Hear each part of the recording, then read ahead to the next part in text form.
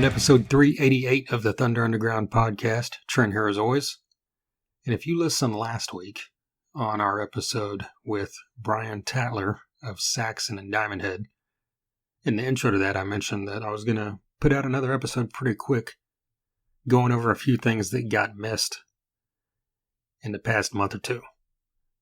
Because I took a short hiatus. I was out of town a lot, and part of what I'm going to talk about now is some things that happened when I was out of town.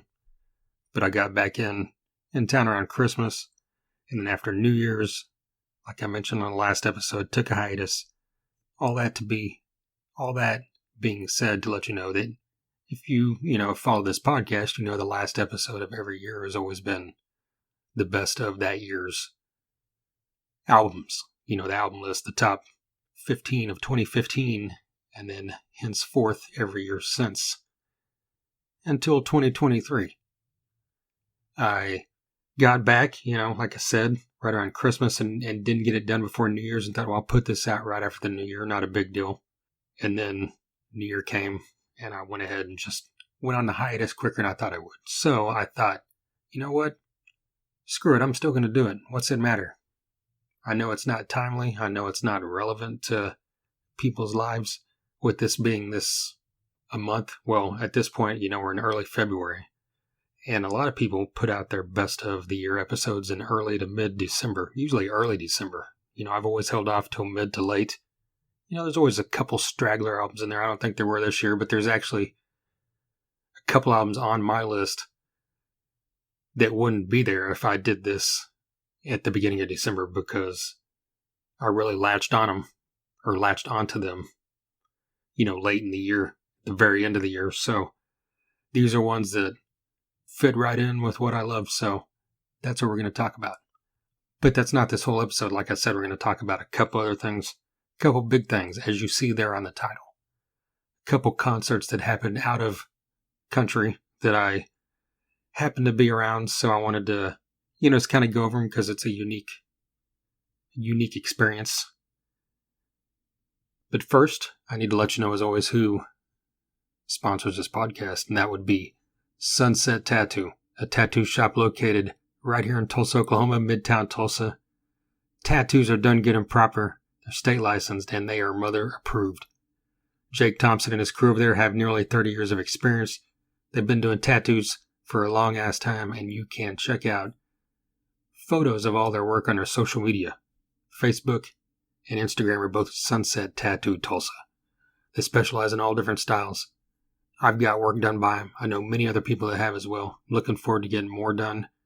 If you call, text, email, whatever it is you do, you can set up a time to go in there to talk about what work you're looking to have done. They also accept walk-ins, so hit up Sunset Tattoo and let them know you heard about them right here on Thunder Underground.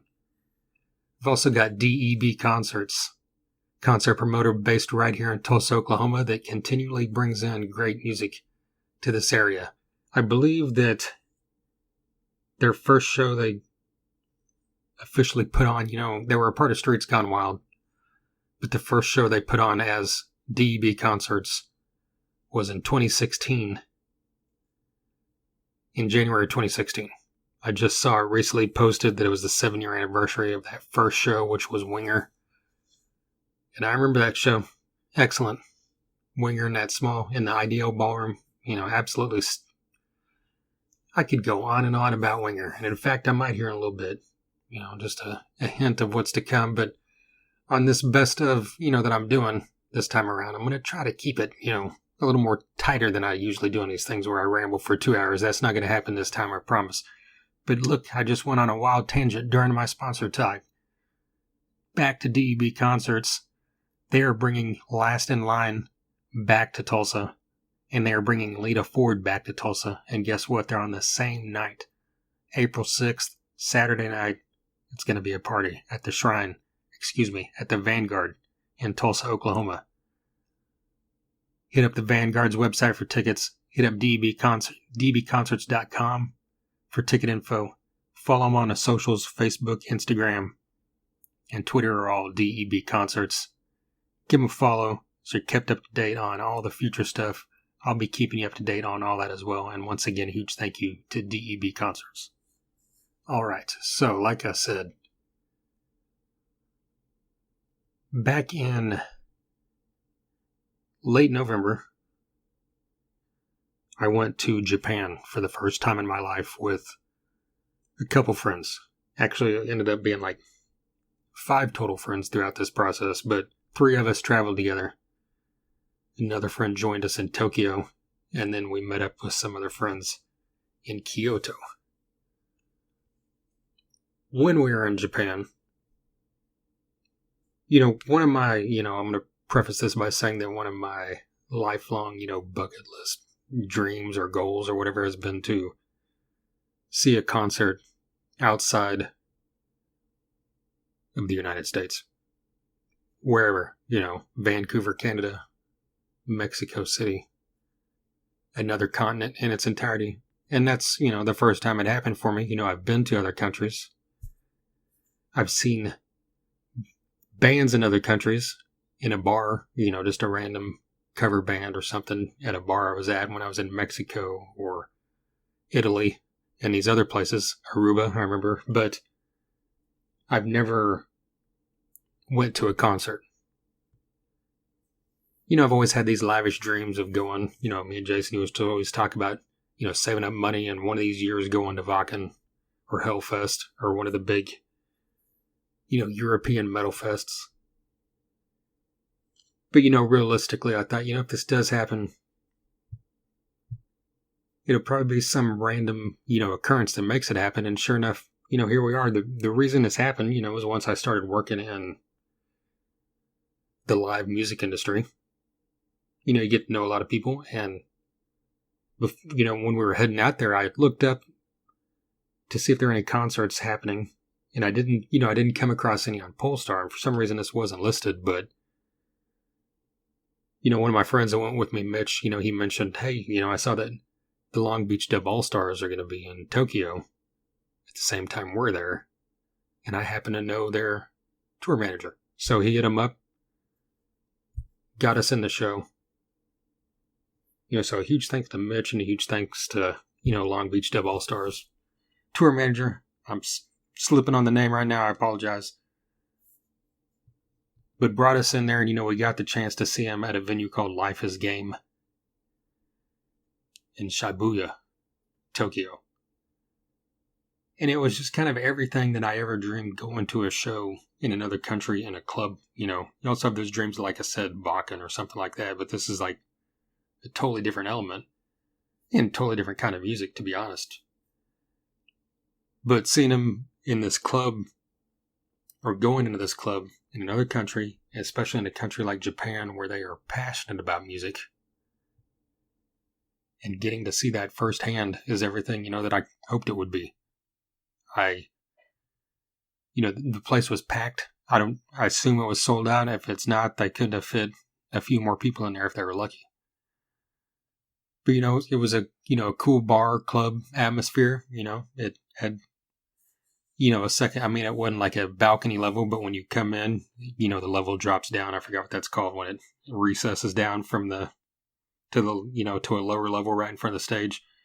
Like a pit area, but it was bigger than a pit. But anyway, and then so, you could, see great from where you're at. Just a, without sounding dorky or something, just a totally, insanely memorable rock and roll experience. The owner of the club came up to us within a couple minutes of us being in there, because we, honestly, we stood out, 4 non-Japanese people standing in the club full of Japanese people.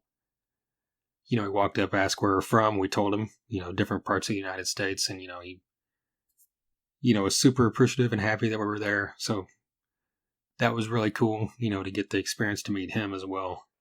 And just to see the Long Beach Dub All-Stars, they're, if you're not familiar with them, they're in the ska, reggae, that kind of vein. Long Beach Dub All-Stars started after Sublime ended whenever, Bradley Nowell died. They, at least 2 of the members, I believe it was, maybe 3, started Long Beach Dub All-Stars.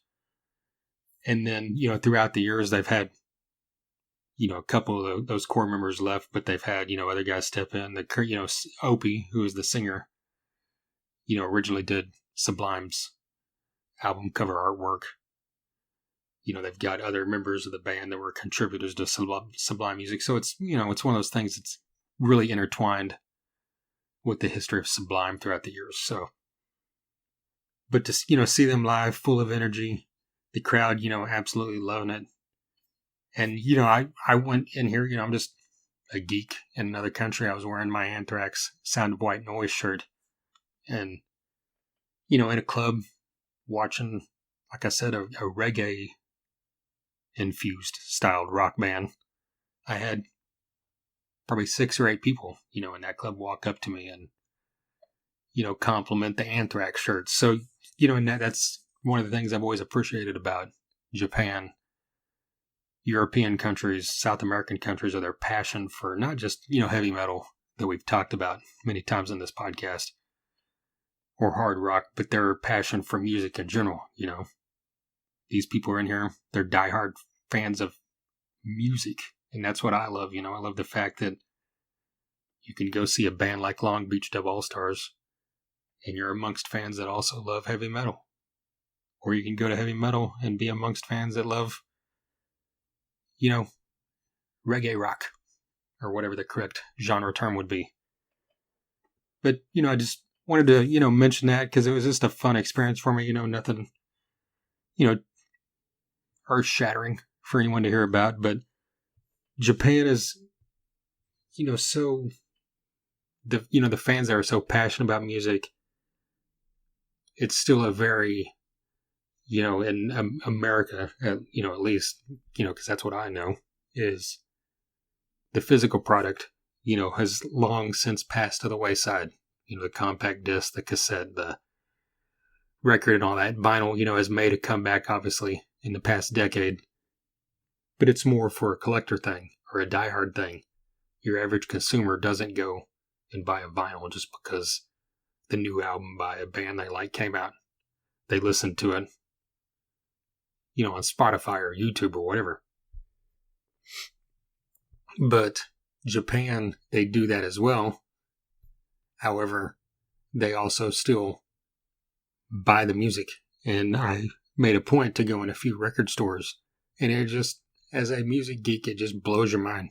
Walking around in here, it's like the old days of going in record stores. I mean, we still have record stores all over America, but there's, a lot less than it used to be. Vinyl, again, has kind of built that back up a bit. Tulsa has several great vinyl stores now, record shops.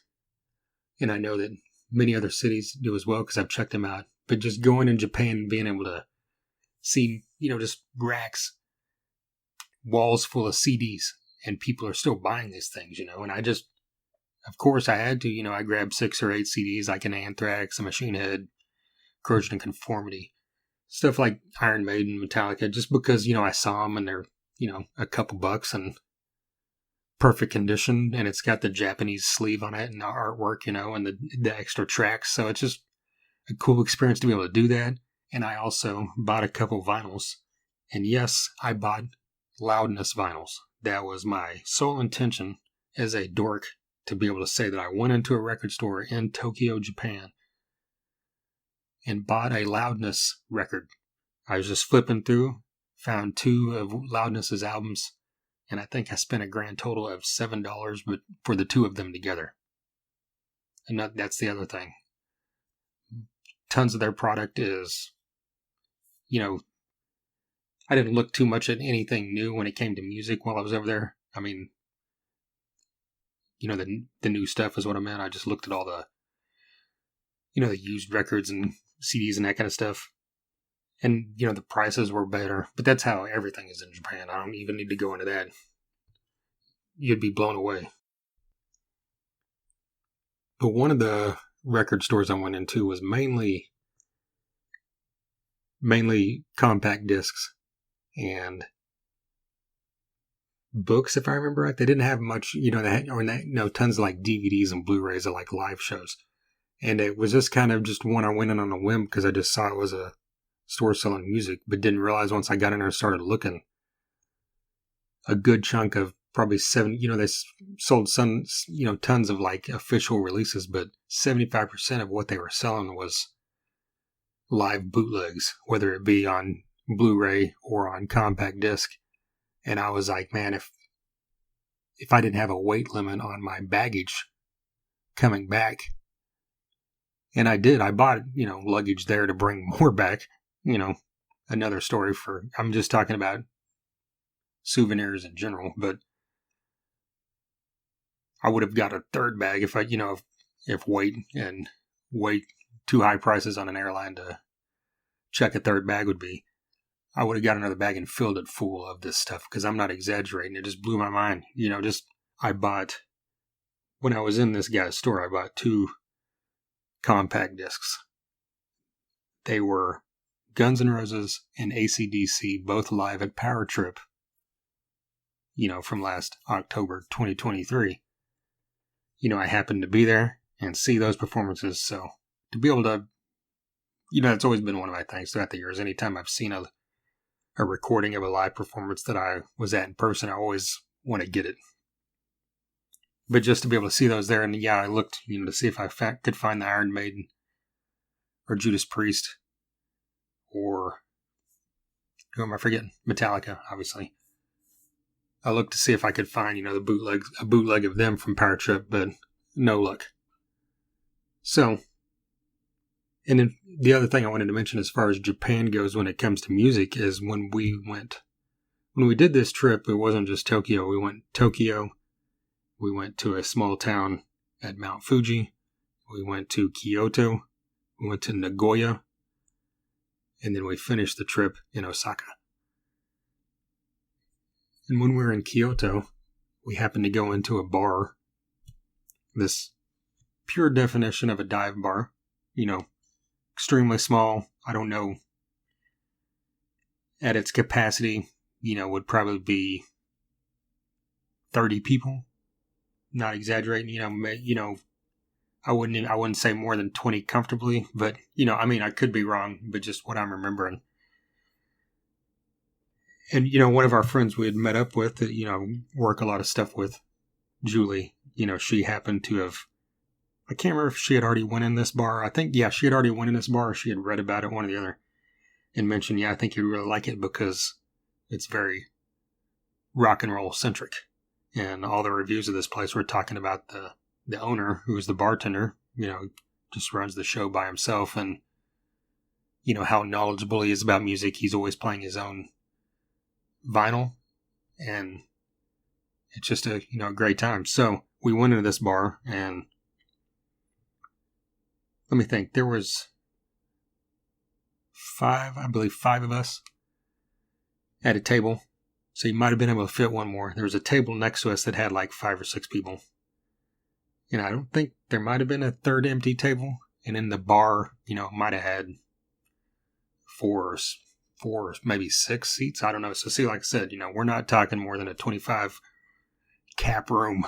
But so this, just like Julie had mentioned with these reviews or whatever, this guy was, you walk in and you see him and okay, I trust this man when it comes to rock and roll. He looked like, an old school rocker. And, he was very outgoing, very personable.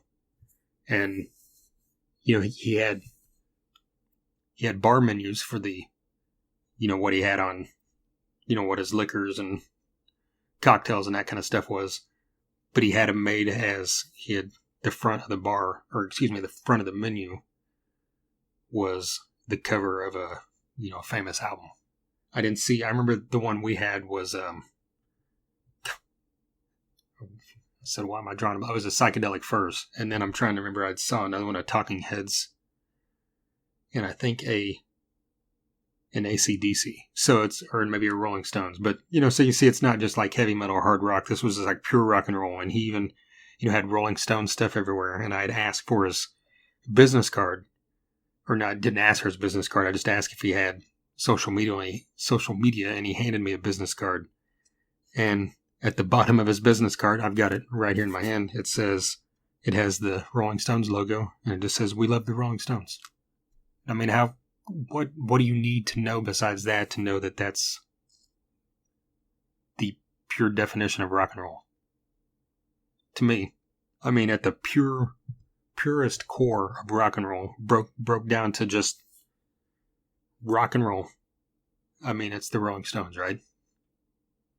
Maybe Tom Petty. I don't really know who else you say is just that's just the core sound of rock and roll, right? But I digress. He had stacks of vinyl. I wished I'd taken a photo of the actual bar. And it said, we take requests or whatever, blah blah blah. It was all over the place. He played a couple of things. He started playing Gojira while we were in there, so he goes heavy, and then he started playing, I think, the Beatles at one point. And then, so, I go up and ordered a drink, and I said, so you take requests, right? And he said, yes, what would you like to hear? And I said, do you have any Faith No More? And thinking, when it comes to vinyl, maybe not, but I'm sure he was also, I didn't really watch to see if he put a vinyl on, because I think he was also running Bluetooth as well. But he's like, yeah, I'll see what I got. And then, I go sit down. Like 10 minutes later, Land of Sunshine kicks on, which is the opening track of Angel Dust. And, that kind of took me by surprise because I was expecting, epic or something easy or something, just a hit song, throw it on, whatever what word am I looking for, satiate, is that right? Fulfill, there we go, the request that someone asked, throw on Faith No More, but he put on Angel Dust and played, I believe it was the first 4 songs, which would be Land of Sunshine, is it Caffeine that's next? Yeah, Caffeine, then Midlife Crisis, and then RV. And I was like, well, this is fucking amazing. This is what I dream of. I wish this bar was somewhere in America, but then it wouldn't be the same thing, right? Because it wouldn't be the Japanese rock and roll bar. It's like I said, I didn't even mention it was called the Kyoto Rock Bar ING. I assume that's, this isn't something I asked. It was on the sign and on the business card, but it just says ING. So I don't know if that's pronounced ing or if it's set out ING, or if that's the English translation of something that, that means something else. I don't know. But the Japanese characters, translate into a rocking bar. And then it's just the Kyoto Rock Bar ING. So get on Facebook or Instagram. Let me see here. Let me pull this back around. Like I said, Facebook is at Kyoto ING BAR. And then on Twitter, he is INGHACO. So give it a follow. And if you happen to be in Japan or going to Japan and you're in the Kyoto area, I highly suggest it just because of everything I mentioned earlier. Besides Mount Fuji, Kyoto was my favorite area we visited in Japan. Highly recommend it to anyone that gets the chance to visit Japan. But yeah, if you find yourself in Kyoto, hit this place up. Very cool.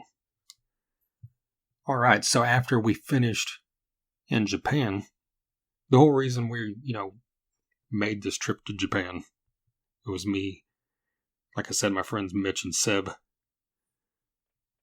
and then our friend Max met us there, and then Julie, Julie and Sydney had met us later.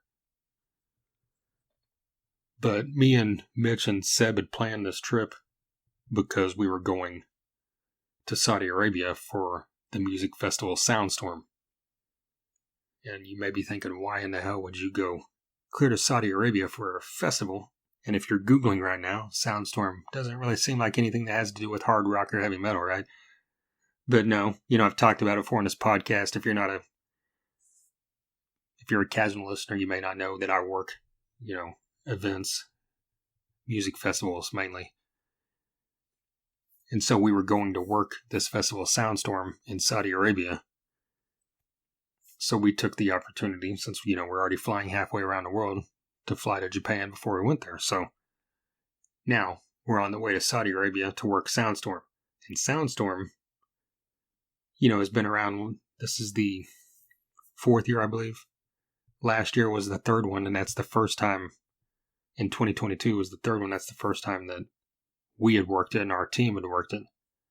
And the lineup, the headliners were pop, Bruno Mars and Post Malone, that kind of stuff. And then there was a lot of EDM. And then, a few other, European pop artists, sprinkled in, but that's mainly what it was. And then this year, they went a little bit more hip hop. They went a little bit more American, I guess would be the right word. Because, they had the headliners last year, but the majority of the lineup wasn't. This year had a lot more. They had Pharrell and Friends, and they had, now I'm drawing a blank on even the friggin' lineup, but I mean, it had other non, kind of EDM or strictly pop acts. But then the big one being they announced that Metallica was one of the headliners, and Metallica got announced, I think, while we were on the way to Japan, or somewhere. It was within 2 or 3 weeks. It was some crazy quick come together thing. And I'm bringing this up because I didn't get the chance, this, a lot of the shows I work, some shows, you get the chance to go in and see the show, depending on what role you're doing, whatever. Sometimes it works out, sometimes it doesn't. This is one of the shows where I didn't get the chance to go in there.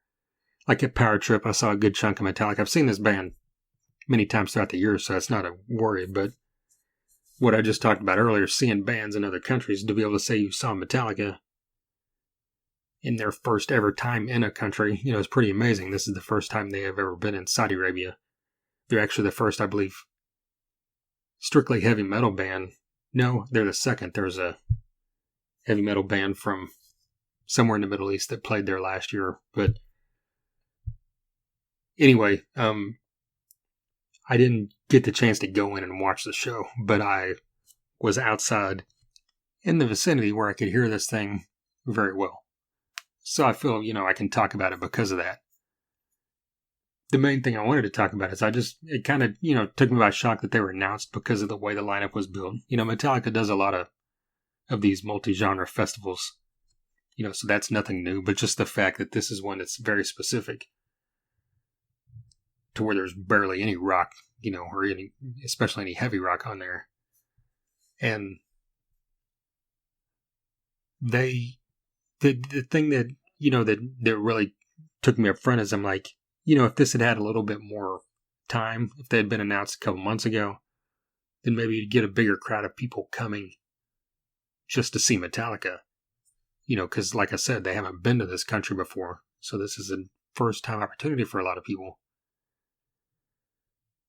And then for the people that have already bought tickets, sure, like I said, I don't know the temperament of how people listen to music in the Middle East, but like I said, in Japan, people are very open, seem a lot more open-minded than a good chunk of your core American audience. Maybe the Middle East is the same way, I don't know, but the thing that I thought is I'm like, a lot of these people bought tickets to this because they're fans of this style of music, this, festival has always been. So are they really going to care? Are they going to be, 19, 20-year-old kids that listen to a totally different genre and don't even know Enter Sandman, which seems weird to think. But again, Metallica is basically one of the biggest rock bands, if not the biggest rock band in the world. So people probably know Enter Sandman, right? Or Nothing Else Matters. Maybe they know Master of Puppets, even if they're young because of Stranger Things, right? But so that wasn't really a concern, I guess. Anything to concern myself with, but it's just something I, was interested about. And then one of my, lifelong friends, Michael Thrasher, was also working the show with me. And he was actually out in town a lot more because he was a runner. And he said that he talked to several people, when he would go into business and they asked him what he was there for, and he told them, they'd be like, oh yeah. He said he had 3 or 4 people tell him that they really love Metallica. And they think it's great that they're there, but they're not going to go because they don't want to deal with going to, a show with 150,000 people, just for an hour and a half. Which, sounds like something I would say, but again, I'm extremely spoiled when it comes to concerts throughout my life compared to someone in Saudi Arabia, who's just now getting these opportunities over the past few years and getting their first opportunity for this specific band we're talking about. But everything I heard from, like I said, I could hear it. It's Metallica always, in my opinion, comes off great live. It's always a fun time. Cool energy from, Hetfield's always doing his thing as a great frontman. And, I could hear a crowd cheering noise, between every song. So apparently they did their thing. I did see, I went in that first day, like as soon as the gates opened, so I run in there to, buy myself and some friends Metallica, t-shirts, for the Saudi Arabia show, because that's pretty unique.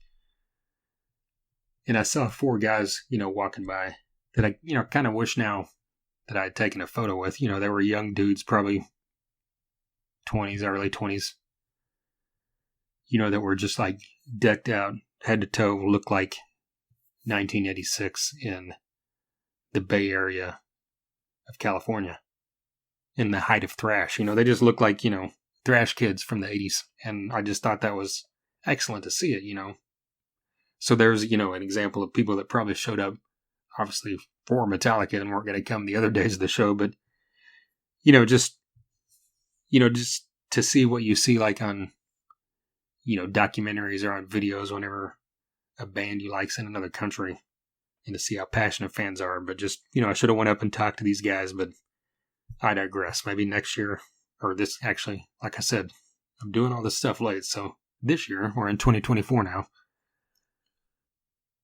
Maybe they'll have other rock bands there, and I'll talk to fans of those, which would have made sense to talk to for this podcast, right? But again, I digress. Maybe I'll think ahead better next time.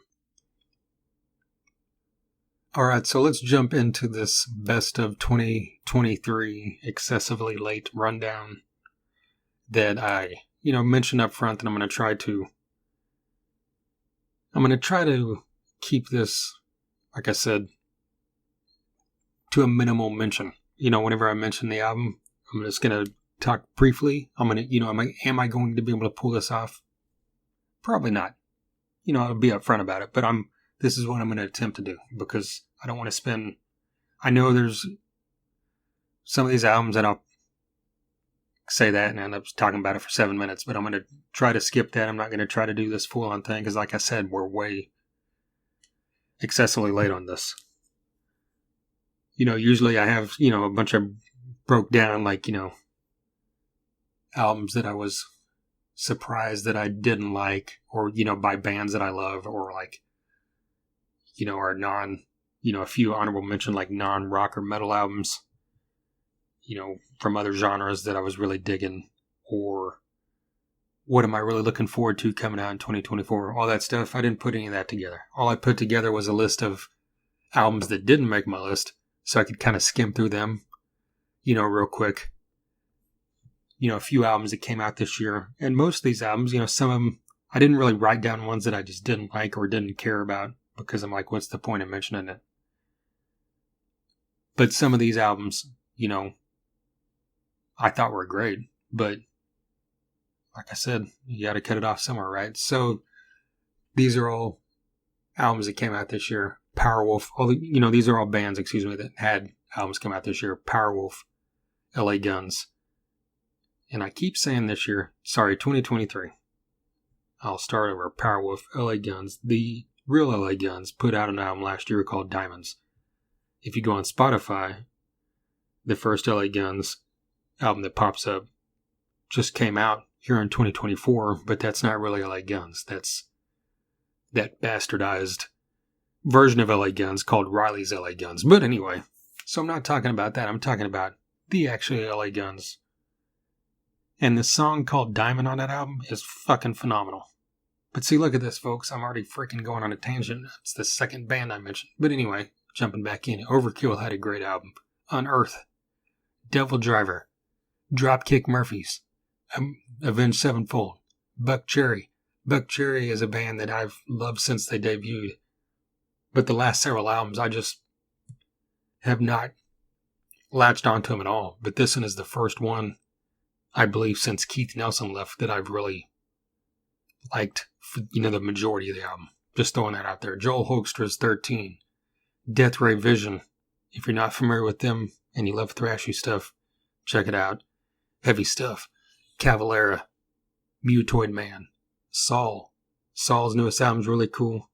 And Blake Bedsall, the vocalist of Saul, was on this podcast last fall, so check that out. Seven Dust, another great album from them, which would be at the top, probably the top of my list of albums that I was surprised didn't make my best of 2023.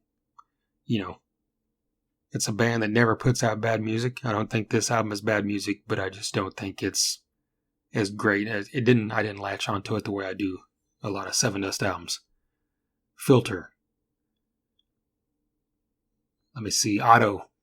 That's the band that features Rob Trujillo's son on bass, right? That album is freaking cool. These next several I'm going to mention. Well, let me mention a few more first. Creeping Death.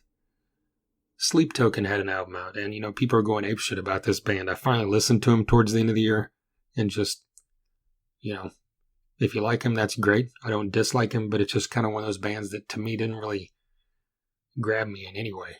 Like when I listen to Deftones or Chevelle or something like that, I'm just like, okay, I guess they're good. Everybody loves them, but it just doesn't do anything for me personally. Where did I leave off? Sweet and Lynch, Phil Campbell and the Bastard Sons, Primal Fear. All three of those albums great. Gatekeeper, Siruth and Goal. These guys are great. They're coming to Tulsa for the 2 Minutes to Tulsa show that is at the end of March, beginning of April. So actually it's like March 29th, 30th, right? I believe so. We'll be talking more about that as it gets closer. KK's Priest. This one is the beginning of albums that I'm kind of surprised didn't make the list again. If I had listened to it more, it probably would have, because it's a really good album. The first album was good. It's exactly what you expect it to be. It sounds like classic Judas Priest. Because, Ripper sounds like Halford and KK sounds like KK. Well, there you go. Black Star Riders. Fantastic band. Another great album. Gearish and the Chronicles. This is the band that kind of came on the scene for me this past year. I actually think, I should have looked this up. I think it was their debut. They got a song on there called Ride to Hell. Holy shit. Look these guys up if you're not familiar. Heroes and Monsters. Check that one out. Very cool album. That features Todd Damon Kearns on vocals, and he was on this podcast early last year. I think it was in January, so it's been about a year talking about that album. Steel Panther had another cool album. Revolution Saints had another great album, and that's another one that Dean Castronovo, the drummer for Journey, and the drummer/vocalist for Revolution Saints. Well, he's not the drummer per se in the live band, but I think he plays them on album. Was on this podcast last spring talking about that. They got a brand new album that is just coming out, I believe, in a couple weeks, maybe. So be on the lookout for that. Queens of the Stone Age made their comeback with another great one. Lynch Mob had another great one. Extreme, another band, another album that would be on I'm shocked that this is not making my list. It's one of the albums I was most looking forward to in a long ass time. And I think I really need to go back and listen to it again because I really feel like I overhyped it in my head so much that I was let down by the fact that it wasn't the greatest fucking album in the history of music. I don't know. But it's really fucking cool. And that the first single, Rise, which if you listen to rock, you probably heard it at some point. But Nuno's solo on that song is insane. Look that thing up. I promise. If you're a guitar fan, you've got to already like Nuno. If you don't, I don't know what's wrong with you. I believe that then the Vi Gash album. That's Vi/Gash.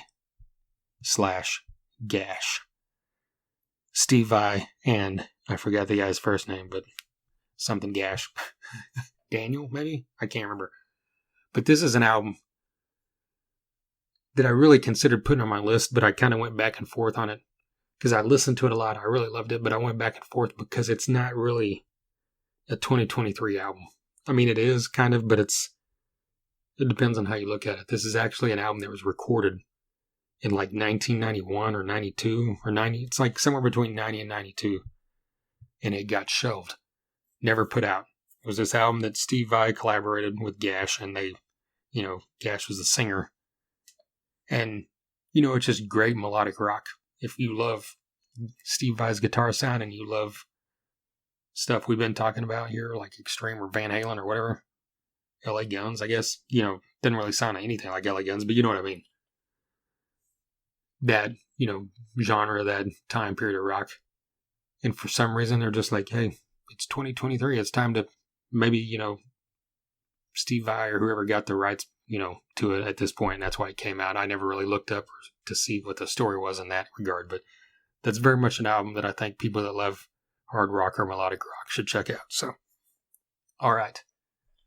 I believe that's everything here on the list that did not make the list. Nope, here's a few more. Sorry. Prong. Another one I'm shocked did not make my list. It's a great album, but I guess I was just struggling here, bumping it over the last few on my list. They do a cover of Rush's Working Man, which is fucking great, so check that out if you have not. Black Stone Cherry. Another one I'm kind of shocked didn't make it, but great album, great band.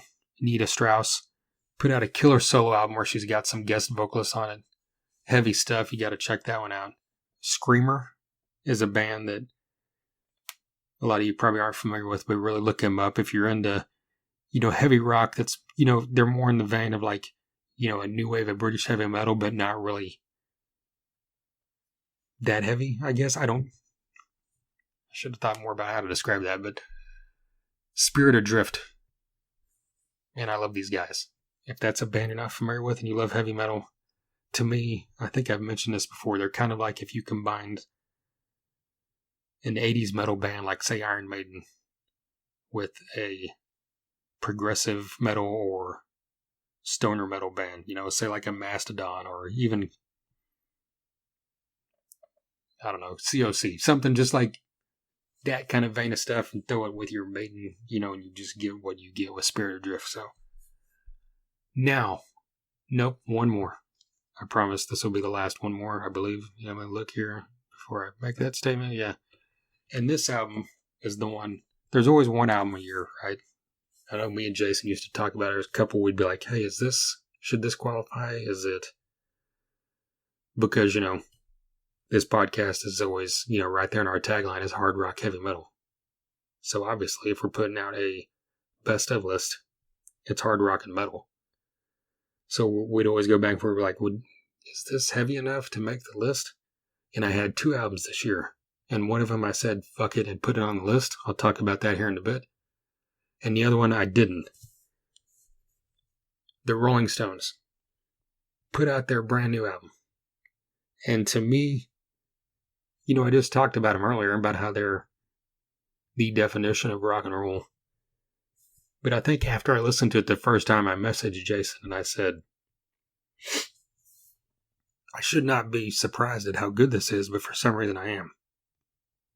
This is a band that's been together for, at this point, 60 years. They know how to write music. They know how to play music. They're a solid fucking unit. There's no, what it is. You know what you're going to get, and you're going to get good music. But the tendency for a band that's been around 60 years, or there's not tons of them that have ever done this, but these bands that have been around 40, 50 years and they put out a new album, a lot of times it's just like, okay, I'll listen to this once. There's a few songs that stick with me I'll go back to, but it's not something I ever go back to because I'm like, if I'm going to listen to the Rolling Stones, I'm going to go to the Rolling Stones I love. I'm going to throw on a mix of all this shit from the 60s, 70s, whatever, So I think that kind of just caught me off guard about how much I just latched onto this immediately. So I implore you, if you're a fan of rock and roll, if you're a fan of the Rolling Stones, and you had not heard this, you are missing out. This is a great album. And like I said, that I just think, well, it's the Rolling Stones. They're not hard rock. I guess if this was 1965 and we were a podcast called Hard Rock, they would qualify. But, at some point you got to draw the line, right? I'm going to mention a band here in this lineup, in this countdown here in a bit.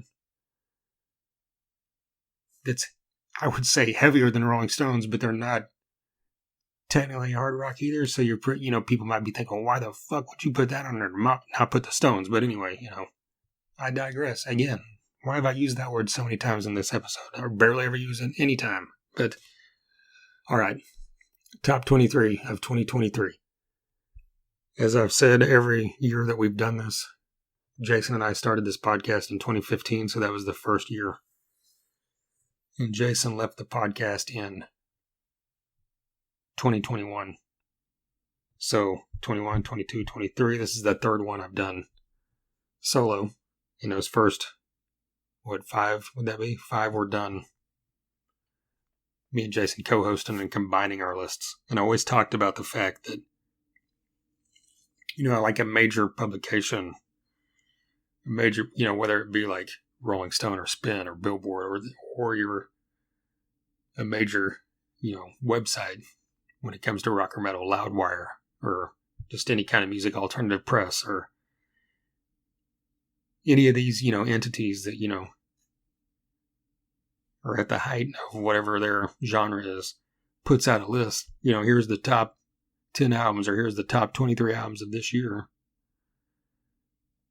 researched by our experts, and, we banded together, with our panel of 8 to, make these decisions, or whatever. This is technically, a masterpiece by, the purveyors of whatever, there's always some, uppity kind of hoity-toity, holier-than-thou bullshit about how the way a lot of these people present stuff, when at the end of the day, every fucking list is just someone's favorite albums. So instead of saying best of whatever, everything is just, hey, these are my 10 favorite albums of the year, right? I can always look at stuff a lot of times when people ask me, yo, what do you think is, the best Metallica song ever? And I can reply back with, are you saying what is my favorite Metallica song ever? Or what do I think is the best Metallica song ever? Because I've got 2 different answers for you. So, with all that being said, is what you're about to hear, the best of 2023, is what I think are the best albums of the year. And I guarantee you that a lot of you listening think, some of the albums I just mentioned should be on there. Some of the stuff I didn't even think to mention should be on there. Some of the stuff I'm about to mention shouldn't be on here, right? Or it shouldn't be as high as it is, blah, blah, blah. This is hard rock, heavy metal, and I'm looking at my list right here in front of me on the computer screen. The first thing I'm going to talk about, 23, is heavy as hell, and the last thing I'm going to talk about at number 1 is hard rock. So I span everything, from these genres. There's lots of, usually I like to count and see how many, rock albums, how many metal albums, how many whatever, just by that year. Hell, I'll do it. Let me do this for you real quick. Let's go heavy metal, since that'll be the first thing. 1, 2, 3, 4, 5, 6, 7, 8. I would say that 8 of these 23 are heavy metal. And then I've got 1, 2, 3, 4, 5, 6, 7, 8. I mean, that's pretty much everything else, right, that would fall into the hard rock line. There's a couple of them, they're borderline either one. What do you call Alice Cooper? I call him hard rock. Blah, blah, blah. All right, let's jump into it. Number 23, Scar Symmetry, The Singularity Phase 2 Zenotaph. The Singularity Phase 2 came out 9 years, I believe, after the Singularity Phase 1. Singularity Phase 1 came out in like 2014. And it was an EP, I believe, if I remember right.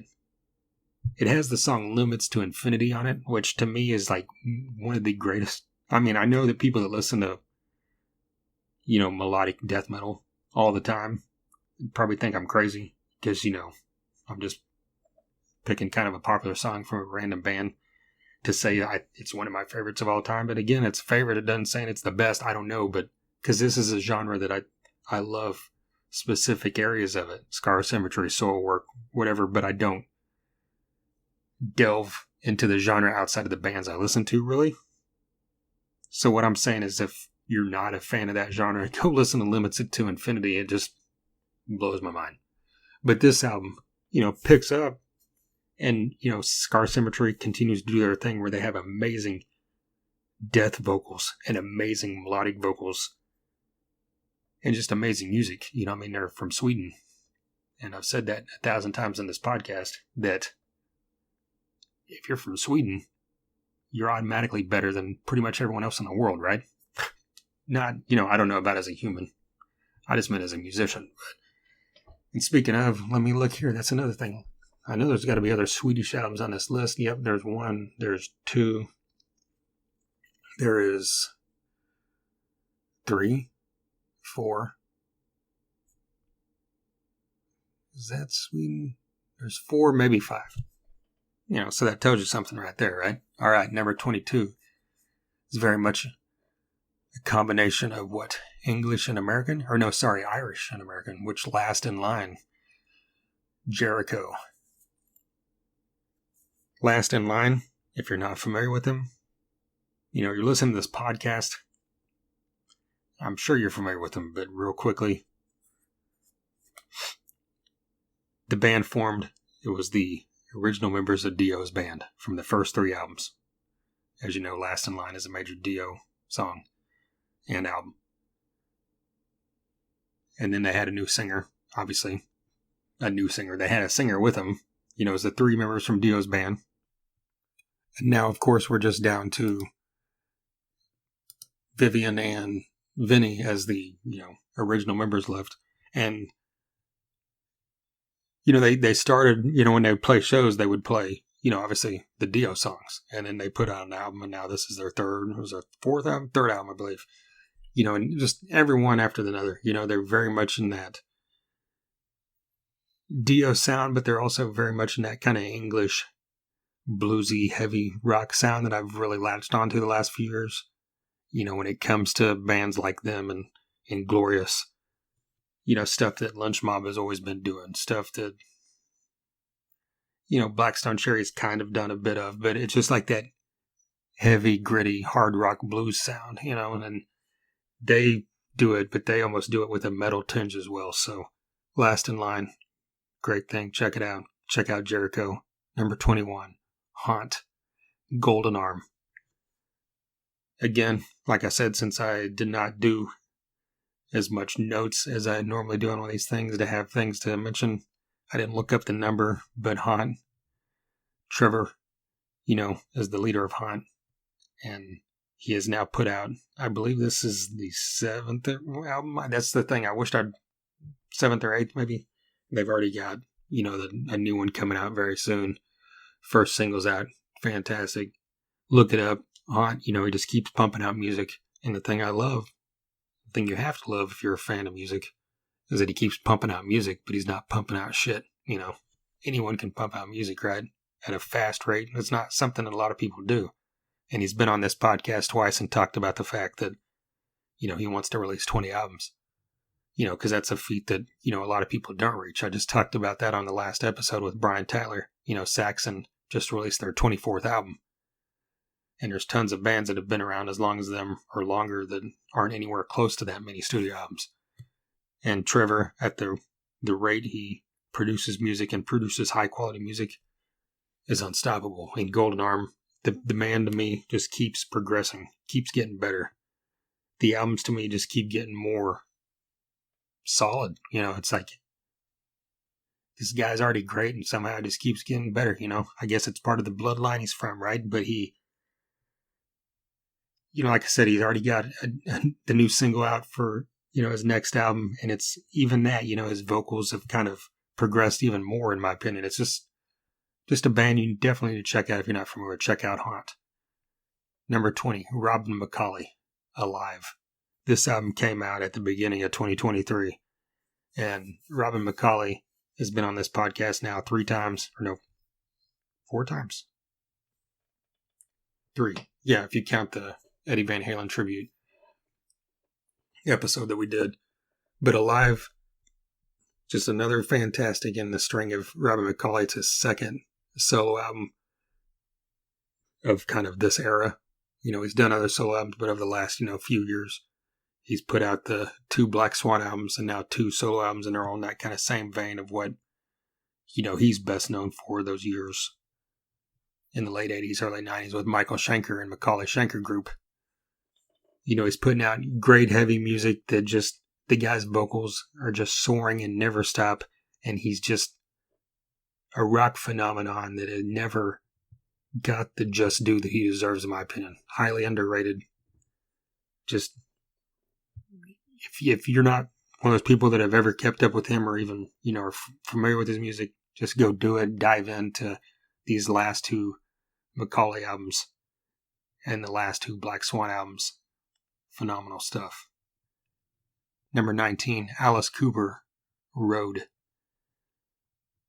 Speaking of someone who is not underrated and definitely not overrated, one of the greats of all time. And this one, Alice Cooper has kind of gone back and forth with me where, like, the albums, as far as the albums go, there's a string of them in the 90s and early 2000s that were phenomenal. And then there's the, a few other ones that they're good. I've never just blown anything off or didn't like it, but it's not one of those ones where I might think, okay, this is, an all-time great artist, an artist that I've loved since I was a kid, so they're automatically going to be on my list. That's usually not how it works, but this album came out and it immediately jumped out at me more than some recent stuff of his. I wouldn't say it's a concept album, but it's a very themed album. The title of the album is Road. The songs are about being on the road as a musician. The songs are about performing, about, that atmosphere. There's some other stuff in there, but it revolves all around that.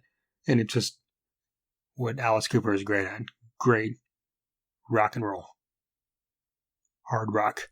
Alice Cooper is a phenom, in my opinion. He's just like, he's great at rock and roll. He's great at hard rock. He's great at heavy metal. He's great at shock rock. He's great at whatever avenue he steps into because he's one of the all-time greats, and he's still phenomenal live. If you haven't had that chance to see him, you better do it quick. I mean, the man's getting older. We've all only got so much time around here, right? All right, number 18, Rancid, Tomorrow Never Comes. Holy shit. I'm surprised. I'm actually kind of surprised right now looking at this that I didn't put this higher on my list, because I listened to this album a ton. It has 2 or 3 songs on there. The title track, unbelievable. That just slammed me to the wall. I was like, holy shit, Rancid is back. It's not like they never even left. They've been on, the best of Thunder Underground end of year list a couple times. And, I've always loved their albums, but just something about this album, like, holy shit, the standard bearer for a Rancid album is always going to be Out Come the Wolves. I hate saying that about a classic album from,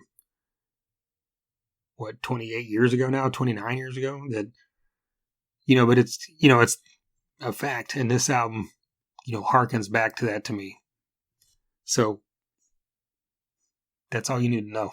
If you hadn't listened to this album, do it. Number 17, Metallica, 72 Seasons. Again, kind of shocked this isn't higher.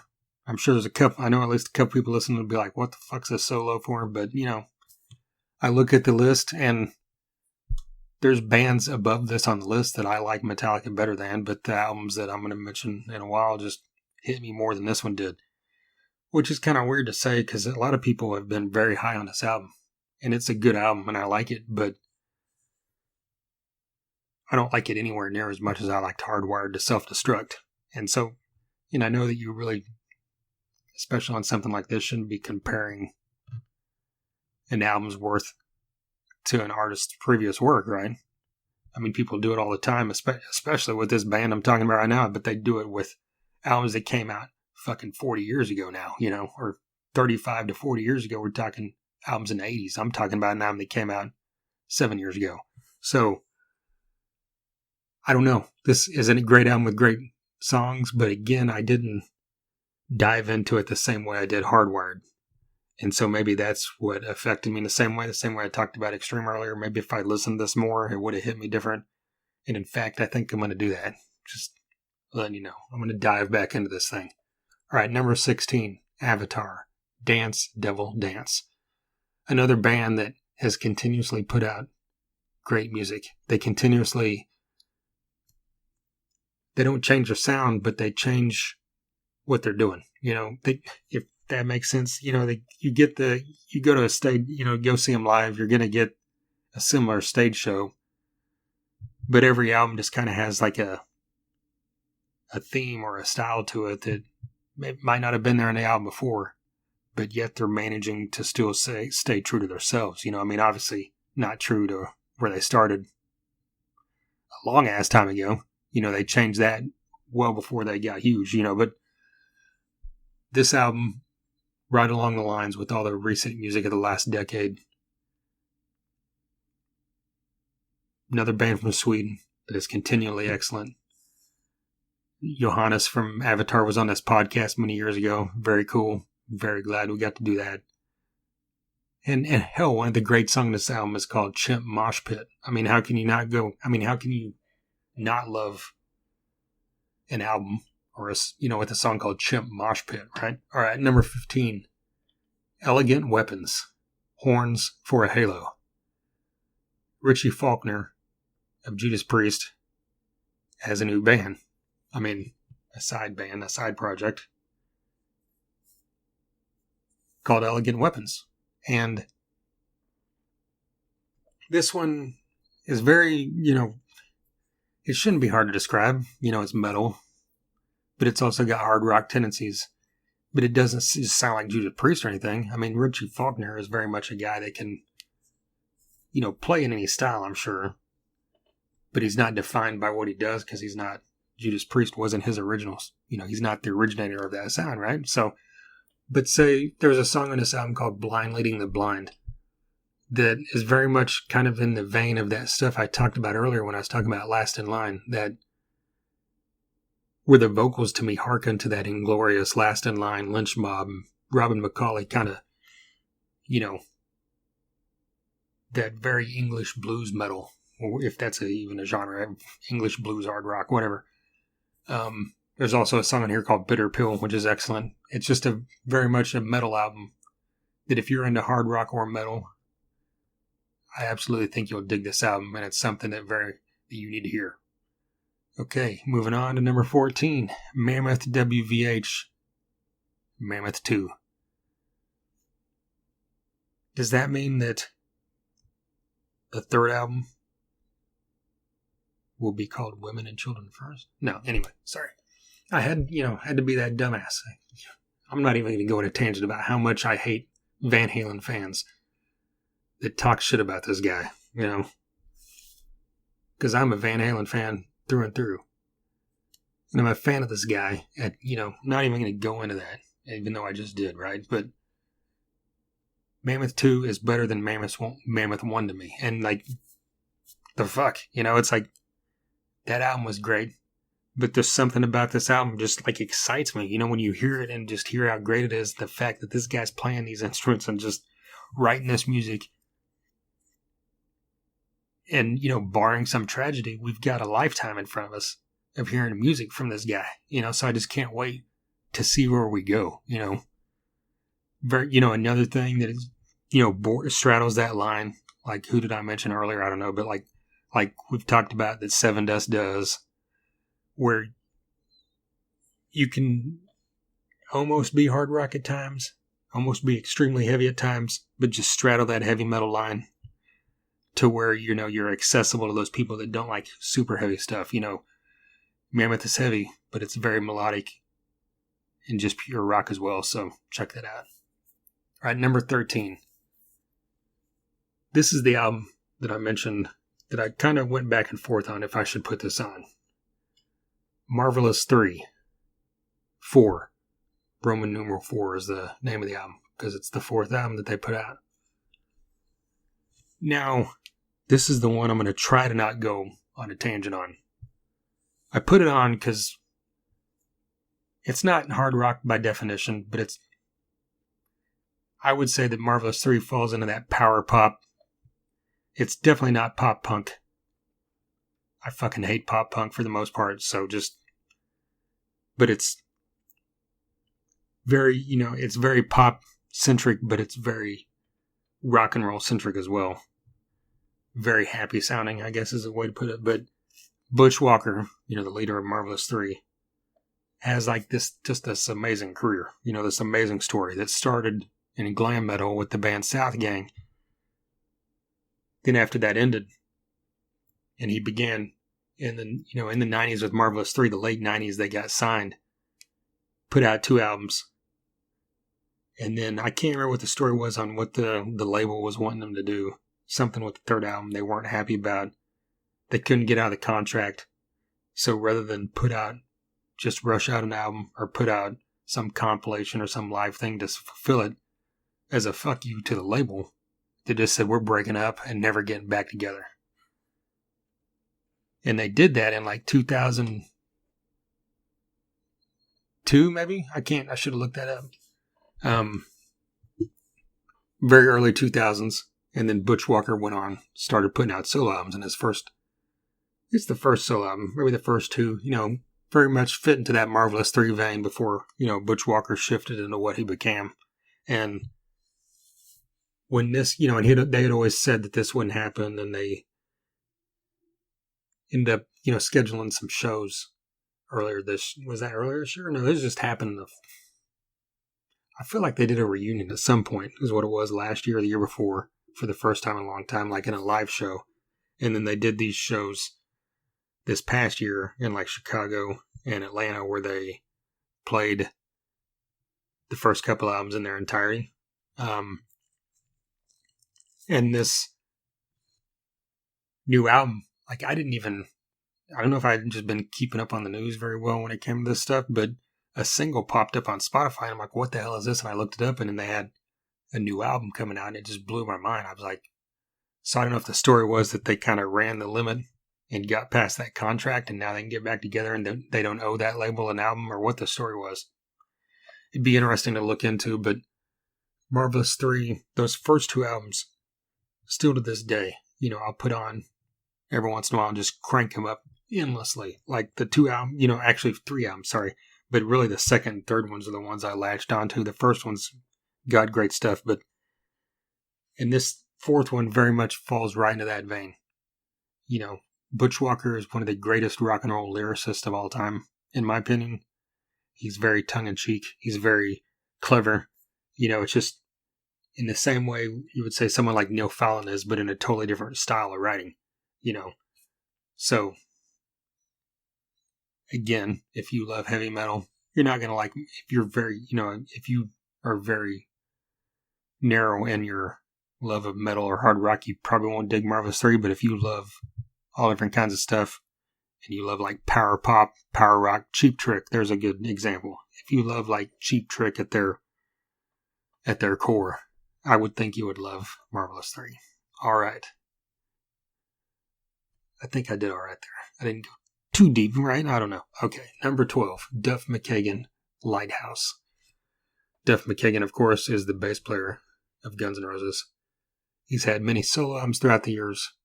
Most recently, he did one just like 3 years ago, or two or 3 years ago, where Shooter Jennings produced it.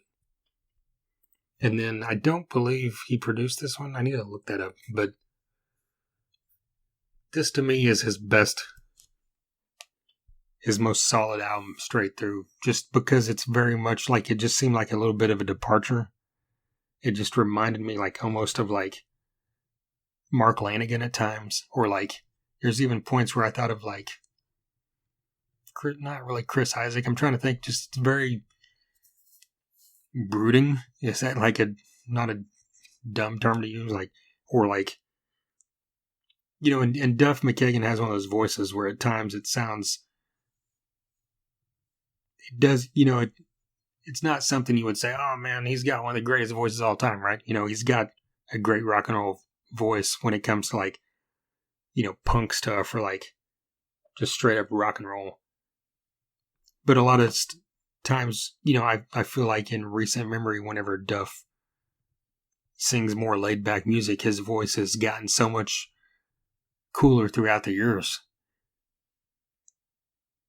So, and I've actually seen negative things about this album. I can't remember what. I just remember reading stuff, and I was like, what the fuck? But it's like, I get it, I guess, if you're not into that kind of vein, because it's not hard rock really at all, but I just kind of included it because it's rock, and it's got a darkness to it, and it's a hard rock musician. So, again, I think it's worth checking out if you're a fan of Duff McKagan at all. If you're just, like I said with all this, check it out. Number 11, Night Demon, Outsider. Night Demon. Wow. Another band that if you're not familiar with, I implore you, look them up, follow them on all the socials, and start listening to their music. They've been around now less than a decade, pretty much, and they've been on this podcast like 4 times. Most recently, this past spring, not long after the album had come out, Jarvis was back on the podcast. Got a chance to see him live at the first 2 minutes of Tulsa, I believe it was the day this album came out, or the day after, I think. This to me is their most complete and best album yet, and they've already done great stuff. Outsider, the title track alone is worth your money, and I know a lot of you don't spend money on music, but you should probably go buy Night Demon's vinyl, and anytime they're in your area, you need to check them out. If you're listening to this and you're in Iowa, or if you're in Mexico, or if you're in Europe, you're going to have a chance to see these guys because they tour all over this country and all over this world all the fucking time. So look them up and get on the Night Demon train. One of the greatest, bands that I've discovered because of this podcast. Not really because of this podcast. They've just been a big friend of this podcast. I discovered them because of my friend JP, who was my former co-host Jason's cousin, and he said, you got to check these guys out. He grew up with Jarvis and Armand from the band, and many years ago, I believe it was 2016 maybe, or 2015. It was about the beginning of our podcast. They came to Tulsa, and he's like, you got to come downtown and check these guys out. So we did, and, we've had them on the podcast any chance we get since. So look them up. Number 10, Winger 7. Does that mean this is Winger's 7th album? Yeah, it does. See there, Winger's been around now 36 years. 7 albums. So what was I just telling you earlier about Haunt and about Saxon, about these bands that pump out albums? It's not common. I mean, Winger's an exception, because they've spent a lot of time apart throughout the years, but still. I mean, that's an example of a very well-known band that has 7 albums over the span of 36 years. So, but back to what we're talking about, which is the album. I'm not going to go into all you idiots that blow this band off because of a cartoon from the 90s, or because, you're blinded by the fact that you didn't like, glam or, 80s rock or hair metal, whatever you want to call it. But Winger, since, every album has been great, and, the album Pool, which came out in 93, is still the greatest album they've ever done, in my opinion. And to me, I would put 7 at the second best album they've ever done. I go that high with this, so I'm kind of surprised. I almost put this high. I should have put this higher. I'm not saying almost. I don't know why I didn't now that I'm thinking about it. But, the first 2 albums by Winger are classics. If you're into this genre of rock, you know them. The debut album, and then Winger 2, In the Heart of Young. Both fantastic albums. But to me, this is just, the band has progressed so much throughout the years. You have 4 or now 5 on this album. 5, unbelievable musicians. And they've stayed the same original band members the whole time. Paul Taylor has come and went, but there's been times when he wasn't there. And, John Roth wasn't an original member, but he just joined in at, around the Pool era.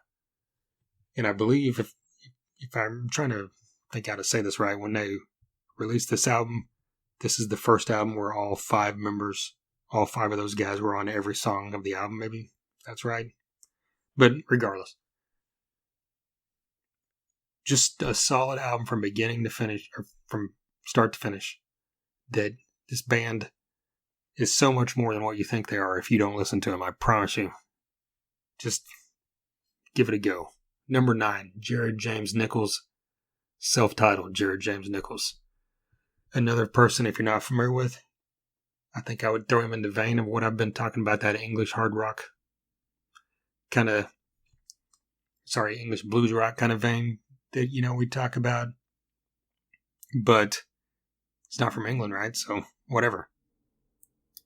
But just another great album from this guy, continuously putting out, modern blues rock that is so, just so well crafted. His guitar work and his vocals are both phenomenal. I mean, obviously his guitar work is otherworldly. This guy is like, not even been around, at this point, like 7 years maybe, his debut album. And, he's already performed with all kinds of legends, out there, just constantly pounding the pavement in the live scene, putting out great music. I can't implore you enough. Obviously I'm digging, the heavy blues rock that, I've talked about with many of these bands already, talked about throughout the year. We'll talk about more throughout the year, and I'll probably talk about here on another album or two coming up. But Jared James Nichols, once again, if you're not familiar, look him up. Number 8. Remember when I mentioned that stuff that came onto my scene like at the end of the year? Nighthawk, Prowler.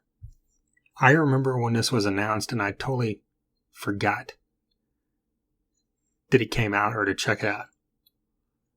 But Nighthawk is a band that came out, like, I believe this Prowler is their second album, maybe third. But it's the first album that features Bjorn Strid from Soilwork as the vocalist. But if you know Soilwork, this doesn't sound anything like Soilwork. If you're familiar with Bjorn from the Night Flight Orchestra, that's what this sounds like. So to me, when I first heard it, I was kind of shocked at how much this just sounds like the Night Flight Orchestra.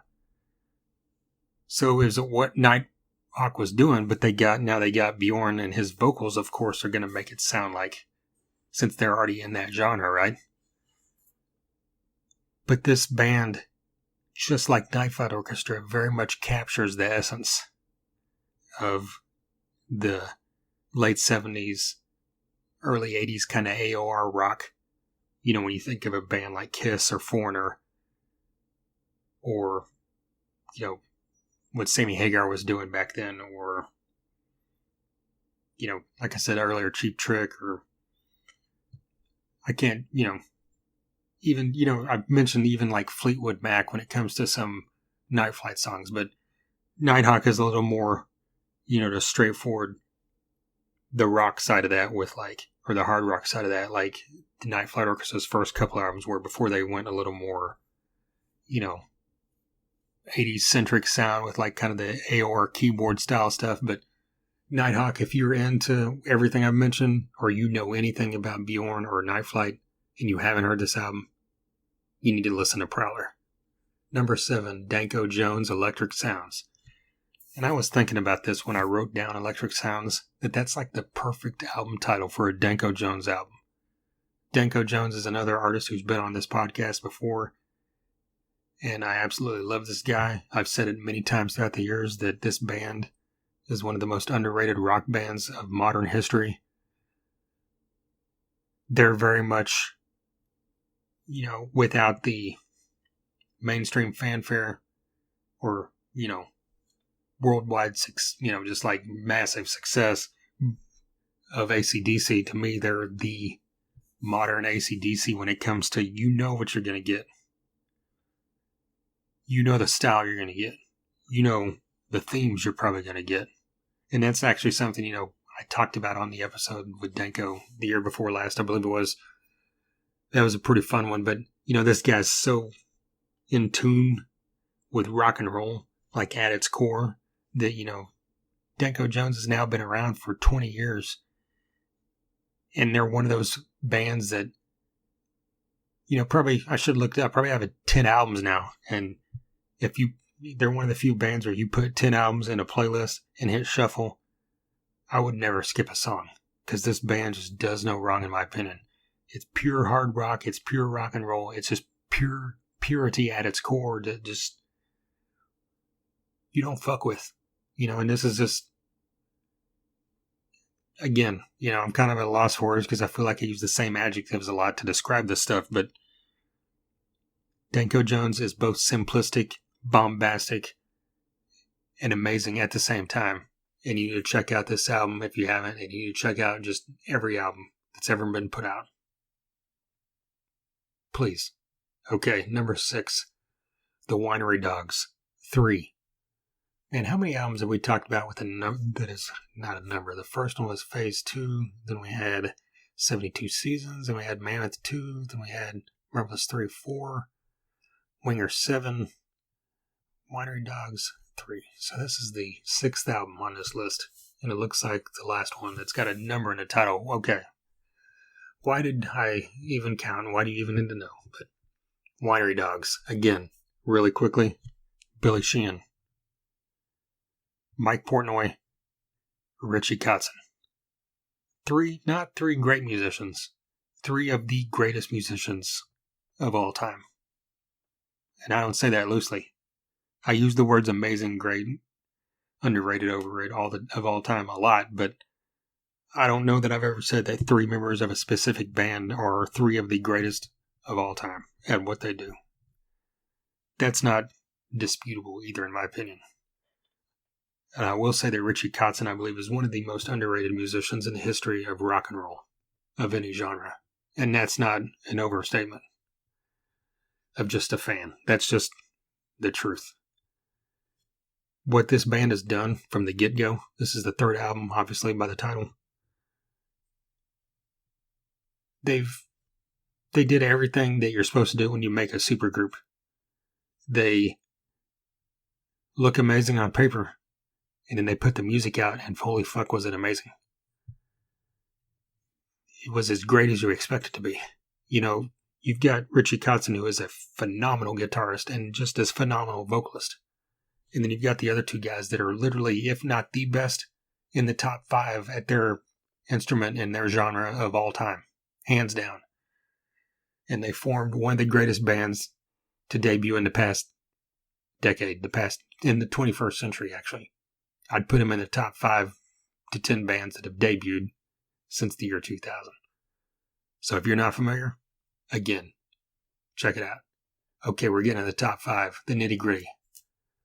Number 5, and this is big. This is big, people. This is big for me, at least. Maybe not big for you. But the fact that this album is not only on my list, but at number 5, blows my mind. If you had told me this album was coming out, where do you think it's going to be on your top 23? I'd say probably 24. And I'm not exaggerating. Probably not even 24. I was just trying to be funny and saying it's not going to be on the list. But the band I'm talking about is In Flames, and the album is Foregone. I'm going to try to not go into it. I've had this love relationship with In Flames since, I wasn't there from the beginning. I'm not going to lie. I got into them like a lot of American metal fans did about 22 years ago, 23, whenever Reroad to Remain came out, like 2001 or 2. I was like, it fucking opened me up to like stuff, In Flames and Soilwork, Natural Born Chaos around the same time. 2 albums that just got me into all that Swedish stuff. There's tons of it that I never got into. And like I said earlier about Scar Symmetry, I never delved too far into the genre just like as a whole, like I do with, hard rock or thrash metal or stoner metal or some of these other genres. But it's like, I love it. But I really latch on to certain artists. And In Flames was one of those. And then, of course, we know what happened. If you're a fan of metal and you're a fan of In Flames, you've probably got some strong opinions one way or the other. And again, I'm not knocking it. Metallica and all these other bands, went more radio friendly at times and then came back around. They don't have to come back around. They're their own people. They're making the music. They can do whatever the fuck they want. But In Flames came back around, and they came back around strong as fuck. Foregone. is just blew my mind at how great this was, how much I liked it. You know, the last couple albums before this were about halfway there for me. You know, they had the stuff that harkened back to what I loved about this band. And they also had kind of that, you know, let's see if we can get a radio hit song or two on there. But, you know, maybe there's, you know, maybe I'm not thinking. I know there's a song or two on here that, you know, would fit in a radio rock format, but this album just completely brought me back. And I can't express enough about how happy I am. And I hope that it continues that way, even if it doesn't. At least I got this moment to have In Flames back where they belong in the top 5 of an end of year list, right? All right. Number 4. Tigers of Pantang, Bloodlines. Holy shit, people. Holy shit. This album, honestly, the more I think about it, it could just be number 1. I mean, when you get up to this high on the list, you know, you're just, everything's kind of, you know, up there, could be there, right? But if you're not familiar with this band, they're one, you know, of the purveyors of the new wave of British heavy metal. One of the bands that, you know, made a name back then, you know, in the heyday of this, I'm talking in the 80s, but didn't get to the level, obviously, of, you know, Maiden or Def Leppard or Saxon or anybody.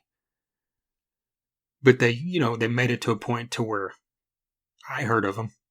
When I was a kid, you know, when I would see magazines, I always saw that name because the name stood out. You know, I always thought, I wonder, you know, and there was a long time where I just thought they were kind of like an obscure glam band because the name kind of fit that style to me. And, you know, and then at some point, you know, years later, you know, probably when I was a teenager, at some point I found out what they were, that kind of thing. But still, I never delved into that stuff, you know, for a good chunk until the last 5-10 years. You know, and this band is one of the bands that, you know, have come back and put out several albums that are great over the past decade. And this album just grabs you from the get-go and never lets up. You know, the new wave of British heavy metal, but it's like modernized to where it's like it has all of that feel, but it also feels very much fresh to me as well. I can't express enough how great this is. Because I know that there's people listening right now that have not heard this album, and I promise you that if you like hard rock or you like metal, you're gonna have a good time, at least at some point in this album, I hope. If you don't, I don't know what's wrong. Number 3. Here's another one that I'm shocked that it's this high. Not because it shouldn't be, not because other people wouldn't have it there, and not because of a reason like In Flames, but for a reason like, who was it I said earlier? Sorry for the little, you know, there's always band, like I said with Seven Dust, I'm shocked they weren't on, because usually when Seven Dust puts out an album, it's going to be on the list some point, somewhere for me. But it's the Foo Fighters. But here we are. And Foo Fighters are a band that I've always loved from the get-go. There's never been a point where I didn't like them. I've listened to every album, every album that's come out as it's come out. Some greater than others. But my thing with Foo Fighters is there's a lot of albums where there's not bad songs on it, but there'll be like half the album doesn't stick with me. I'll go back and listen to stuff here or there, and there's not a lot of Foo Fighters albums where I go delve straight in. Sonic Highways I did that with, but, you know, for the most part, what I'm trying to say is a Foo Fighters album doesn't grab me as a whole, usually. But Here We Are really did that. And Rescued, the lead-off single for this, is absolutely one of the greatest songs they've ever released. Under You I think that came out as a single as well, maybe? Unbelievable. This band, you know, I don't want to speak for, I don't know. But if you listen to these lyrics of these songs, there's like 10 songs, I think. Probably every one of them, but I think there's maybe one song to where it didn't hit me in that way. But Dave Grohl lost, everyone knows that he lost Taylor Hawkins before this album was recorded. But he also lost his mother. And not only did he lose, a very close friend and bandmate, but he lost his freaking mother. So you hear it in these 9 of these 10 tracks. The lyrics are very much about someone or something or the feeling of losing, and I said it whenever Hell Yeah put out, their most recent album a few years ago after Vinny passed away. I don't know.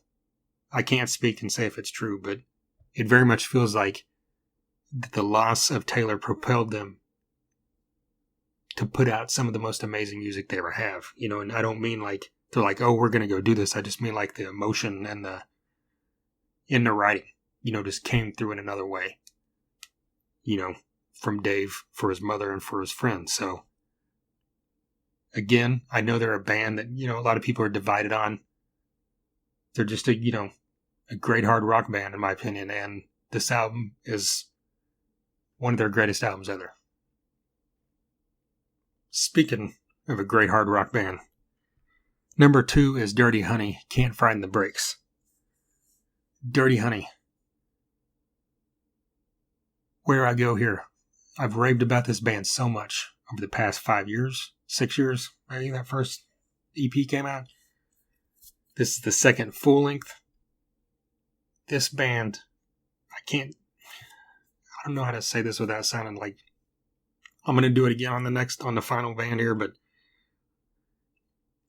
and these last 2 bands have really recaptured rock and roll for me. They, everything, I've said this repeatedly, everything that Greta Van Fleet has gotten popular for. These 2 bands, Dirty Honey and Number One, are doing it exponentially better than Greta Van Fleet. And I'm not going to go into that rant. Greta Van Fleet is obviously a talented band. But they're obviously a clone of another band. We know that, right? And Dirty Honey very much sounds like time periods colliding. It doesn't sound like a specific artist. There's times where I've said, like, his vocals remind me of specific artists. And the music reminds me of a certain artist here or there. But the best way to put it is the music, can sound like a band like Black Crowes or like a bluesy hard rock band combined with the vocals of like an 80s rock singer or something where like it just takes it to this otherworldly level. His vocals are phenomenal. The songwriting's phenomenal. The guitar work I can't express how much I think that this band is destined for greatness. They're already great, but just destined for rock and roll greatness. I could be wrong. Someone could find this in a time capsule in the year 3012 and be like, who the fuck is he talking about? We heard of the Foo Fighters, but we don't know who Dirty Honey is. But hopefully I'm wrong. Can't Find the Brakes, I believe, is a great title name for this band's career, and I hope that I'm right. And I say that just as much and even more about Number One, which is Rival Sons, Dark Fighter, and Lightbringer. Yes, for the first time ever, Number One is probably the first time at any position on a lineup. Number One is the combination of 2 albums. And that's another thing I went back and forth with, but finally I thought, you know what? Lightbringer was an EP. It came out later. They put out 2 albums last year. They put out Dark Fighter, which has 8 or 9 songs. It's like over 30 minutes, like 40 minutes, right? I think so. That's an album. And then Lightbringer came out later in the year, like 5 songs. But, they're very much kind of a theme together, as you can tell by the titles. And, just, it belongs together, in my opinion. So I thought, throw the EP on with it. It's got great songs on it as well. Amazing songs on it as well. This band does not do wrong. Another band, like I mentioned with Denko, just in a totally different, style, that the music is phenomenal. The music, this band, to me, I hope I'm right. But what I just said about Dirty Honey, I think tenfold about Rival Sons. I think that, generations from now, I'm talking I'm in my 40s, whenever I'm 95, God willing, 50 years from now, future generations will be talking about the Rival Sons the way we talk about Aerosmith, Led Zeppelin, Metallica, The Who, the Rolling Stones. I'm talking as an all-timer. Is that destined to happen? Who knows? But I feel like it should, it obviously should, but I feel like it will. I mean, this band's already like, another one I should have looked up the count, but we're like 7 albums deep in their career. And they haven't even been around like 15 years. They're the band of the 21st century when it comes to rock and roll. This, and if I talked about them live when we've seen them live throughout the years. I've seen them 4 times now, I think, maybe 5. One of the greatest vocalists you'll ever see live when it comes to rock and roll. Just the music just defies genres, even though they very much have a vintage sound at times. They very much defy genres and just are everything that a rock band should be. If you don't listen to Rival Sons, please start.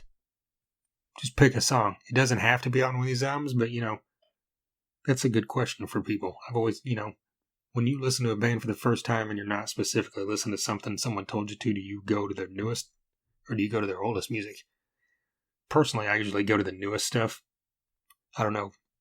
I think it's just to see what this band's doing currently, and if I dig it, then I'll start going backwards, which isn't always the perfect case for things, because, we talk about In Flames, right? If I'd heard In Flames for the first time 7 years ago, I would have thought, all right, that's, a cool, heavy band, but I would have never fallen in love with them the same way I did when I heard their first, not their first time, but the first time I heard, so who knows? Why did I even, go into that tangent? But what I'm saying is, it's an interesting thing to talk about. Maybe I'll bring that up to people in the future. But there you go. Best of 2023. Excessively late. Rival Sons #1. That's the second time they've been #1, I believe, because they were #1 with their album Feral Roots when Jason was still around. We had that as a consensus #1. Dirty Honey's last album was up there near the top. It might have been at the top. Let me look at the list. I know that the Winery Dogs have been at the top before. Danko Jones has been on the list every time an album's come out. I know Avatar is obviously a repeat offender. Haunt. Last in line.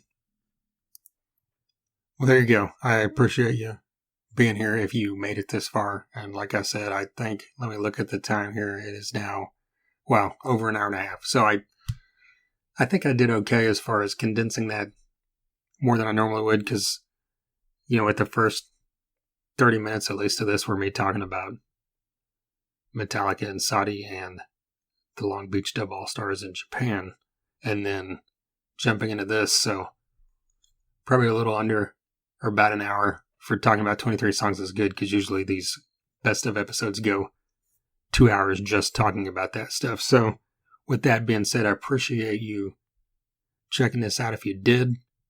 If you have albums that didn't make my list that you absolutely love, throw it in the comments.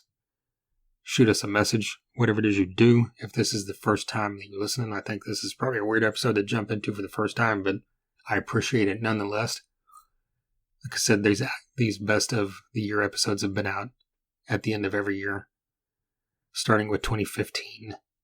This is now 2024, and this May will be the 9th anniversary of the first episode of this podcast. Crazy to think about. Coming up very shortly, probably later this week, Gus G will be on this podcast. I recorded this episode with Gus just a couple days ago. Absolutely, a phenomenal rock and roll guitarist a heavy metal guitarist that many people don't know by name but should. But we're going to talk about all that. Very excited to get into talking about, Firewind and Ozzy and everything with Gus. And then I'm recording another one this week with another artist I love, and I'll mention that once it happens. Got more stuff coming up. More things to look forward to. If you want to go backwards and check out some stuff that you haven't heard before. Like I said, all kinds of, let me pull my list up here again. These bands that I just mentioned that were on this top 23 countdown. Dirty Honey has been on here before. Danko Jones, Jared James Nichols, Reb Beach from Winger, Night Demon, Avatar, Robin McCauley, Haunt. See, what's that, 8? 8 of the 23 top spots, have had members on this podcast, as well as, Dee Snider, Gene Simmons, Jeff Tate, Frank Hannon, Dizzy Reed, Glenn Hughes, Vanilla Ice.